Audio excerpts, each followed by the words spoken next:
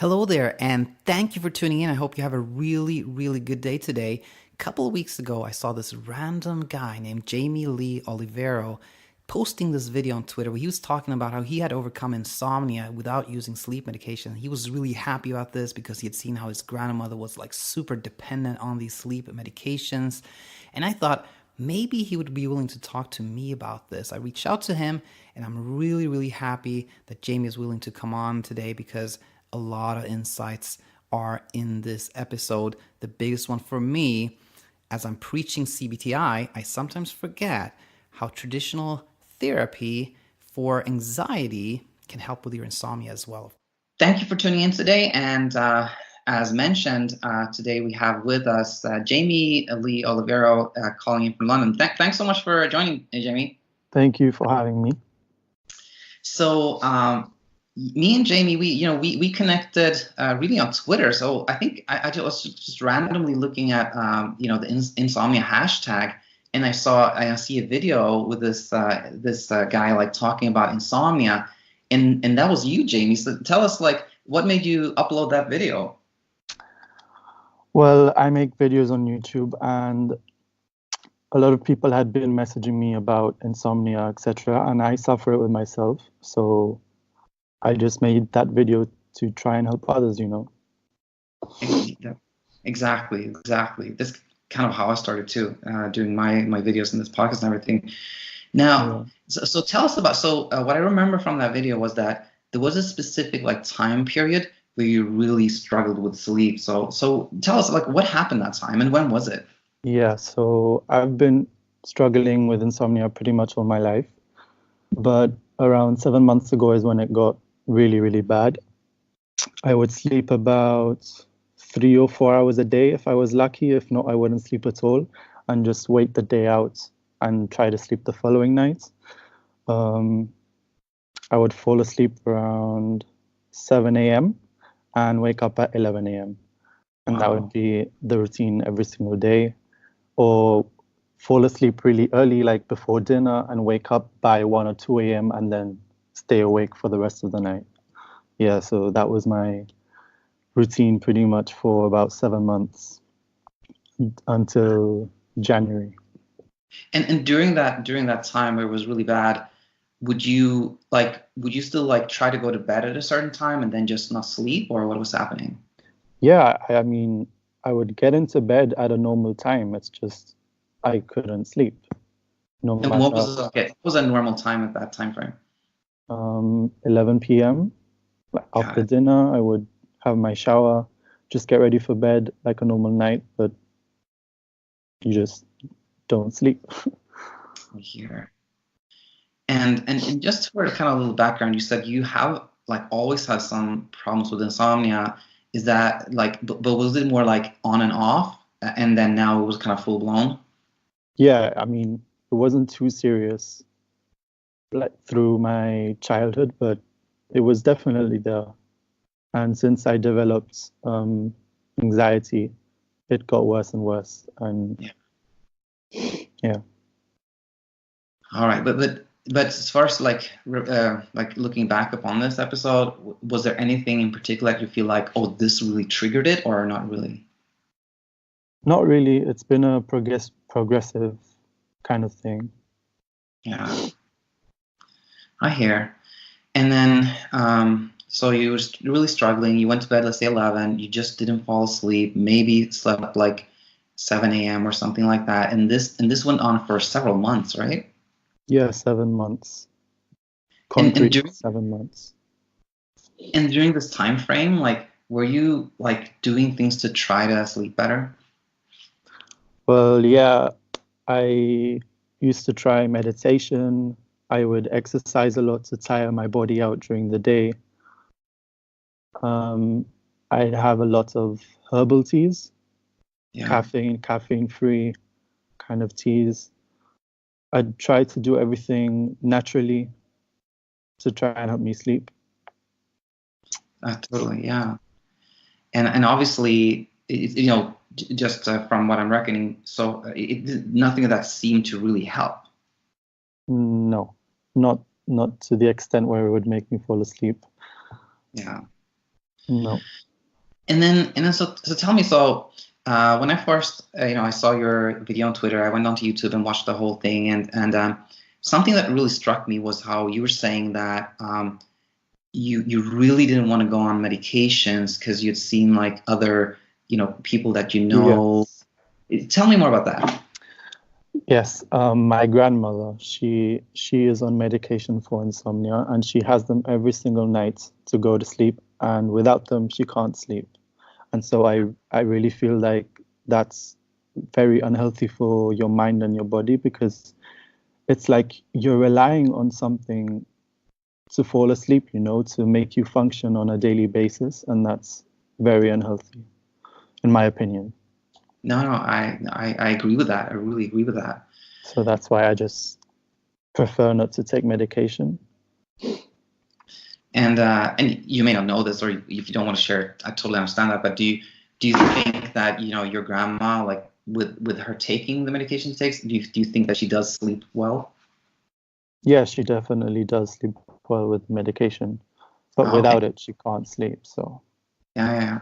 That's totally. So you really wanted to avoid that, and then and these 7 months went on, and like, how were you functioning on daytime? very badly.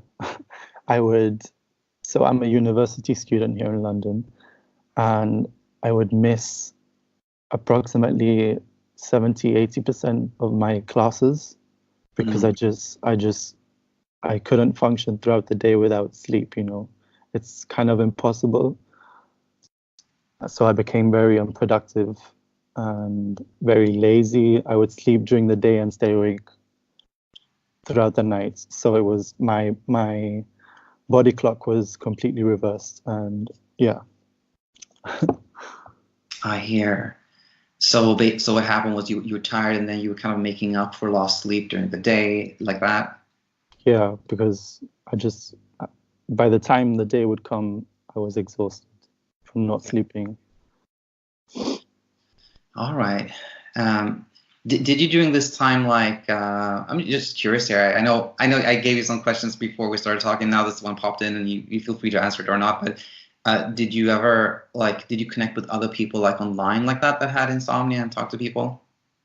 Not until I started making videos, Mm, because when I put myself out there, obviously people came up to me and reached out to me for some yeah. help and advice. And yeah, I did connect with a few people who suffer with anxiety and insomnia just like me.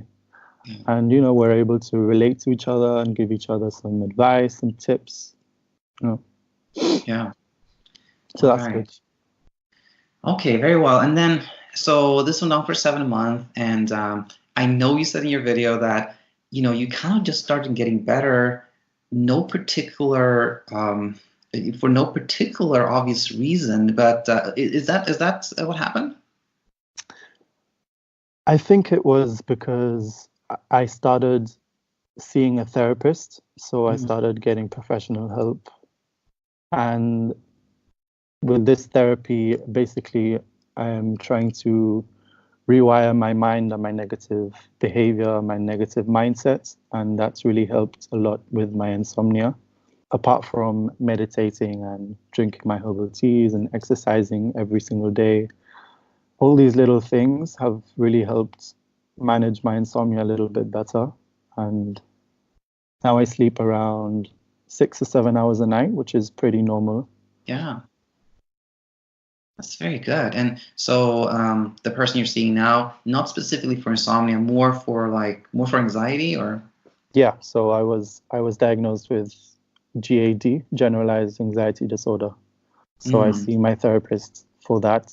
But we also talk about insomnia, depression, and everything else. So yeah, that's great. I'm so happy to hear this. And is there, like, if you would like try to give people that are tuning in here like just kind of some insight or so what you've learned so far from therapy, like if you want to share like a key thing that you feel was really helpful to you and that maybe led to you sleeping better.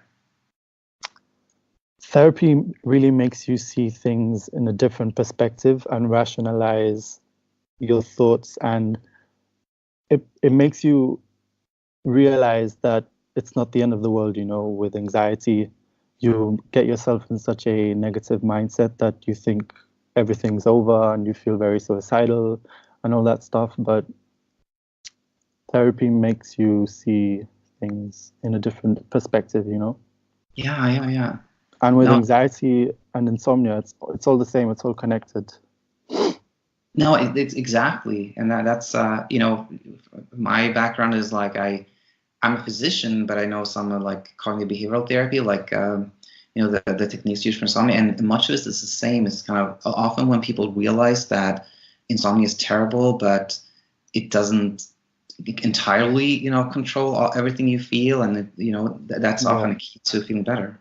yeah, exactly. So, hypothetical question here. If you had, when, you know, during the 7-month period, if you have started taking medications for insomnia, what do you think would have happened? The thoughts of taking medication scares me because I'm I'm someone who gets addicted on something very quickly. Mm, So I really think I would get addicted to that medication and rely on them to sleep, which is why I refuse to take any medication at all, whether it's for insomnia or anxiety. I refuse. I hear. And you know, that was exactly what I kind of like, you know, I was kind of hoping you'd say something on those lines, because that, you know, what I really think is so important with your story, Jamie, is that, you know, you had this bout of really bad insomnia, but you're now doing better. And if you had started taking medications, I bet you would have slept kind of the same way you do today, but you would have needed those medications. Yeah, for sure. Right. Which isn't really getting better because you're relying on something to make you Exactly. feel better, but without them, you feel the same. So I So don't really in a way, you could argue you're actually worse off. exactly. Yeah, I don't really feel like medication, in my opinion, is a cure at all. Yeah. These are real insights. Um, and how, so just to kind of before we finish up here, um, how long have you been doing your videos? Um, Around 2 months now, Okay. almost 2 months. Yeah. And it sounds like you're connecting with a lot of people, and people find your videos helpful, right? Yeah, for sure. I mean, I was so surprised. The support has been amazing, and so many people have reached out to me already. It's crazy, but it's a really warming feeling that I am able to help others, you know. I totally hear you. Really, really. All right. Well, you know, again, Jamie, I want to thank you for coming on, and anything I can do to support your, you know, your mission, just let me know. Thank you, you too.